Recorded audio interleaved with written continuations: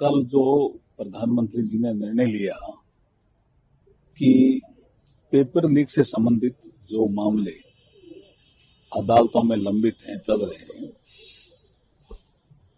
उनकी सुनवाई हम specially designated fast track court गठित करके करवाएंगे, जिससे डे टू डे बेसिस पे सुनवाई होगी, स्पीडी ट्रायल होगा और टाइम बाउंड इन्वेस्टिगेशन होगा, तो युवाओं को न्याय मिलेगा। ये बहुत बड़ा निर्णय है। उसी प्रक्रिया में कल दिन भर ये चर्चा चलती रही और जैसे आपने खुद ने बताया कि रात को माननीय सोनम वांगचुक जी ने अनशन भी तोड़ा जी। और लगातार सरकार संवेदनशील है, वार्ता कर रही है। आज भी वार्ता होने के आसार हैं और हम तो विपक्ष से यही प्रार्थना करेंगे पुनः कि संसद की कार्रवाई को चलने दें, जिससे संसद में जो महत्वपूर्ण बिल हैं उन पे चर्चा हो सके। और अगर आप चाहते हैं पेपर लीक पे चर्चा सबसे पहले, तो वो भी हमारे संसदीय कार्य मंत्री किरण रिजिजू जी ने बोल दिया कि पेपर लीक पे भी चर्चा हम सबसे पहले कर सकते हैं। अब वो नियम पड़ गए, राज्यसभा में बोला 267 पे करो और इधर वो 56 पे अड़ गए। अब चर्चा का विषय है ना, तो कंडीशन क्यों लगा रहे हैं? चर्चा करिए और टोटलिटी में करिए, कितने राज्यों में पेपर लीक हुए और उस पर क्या क्या कार्रवाई हुई, कौन कौन लोग उसमें सम्मिलित थे, ये सब चर्चा करिए ना, देश के सामने आएगा। यही सरकार चाहती है।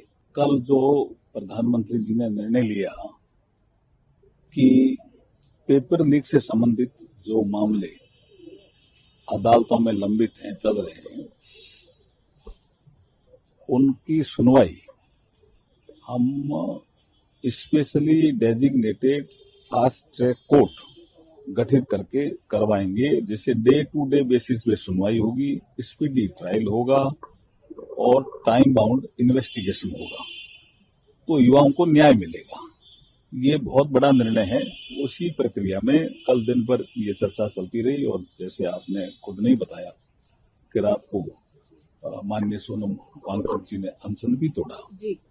और लगातार सरकार संवेदनशील है, वार्ता कर रही है। आज भी वार्ता होने के आसार हैं और हम तो विपक्ष से यही प्रार्थना करेंगे पुनः कि संसद की कार्रवाई को चलने दें, जिससे संसद में जो महत्वपूर्ण बिल हैं उन पे चर्चा हो सके।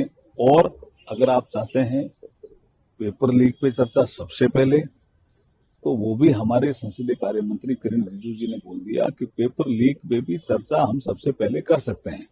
अब वो नियम पड़ गए, राज्यसभा में बोला 267 पे करो और इधर वो 56 पे अड़ गए। अब चर्चा का विषय है ना, तो कंडीशन क्यों लगा रहे हैं? चर्चा करिए और टोटलिटी में करिए, कितने राज्यों में पेपर लीक हुए और उस पर क्या क्या कार्रवाई हुई, कौन कौन लोग उसमें सम्मिलित थे, ये सब चर्चा करिए ना, देश के सामने आएगा। यही सरकार चाहती है।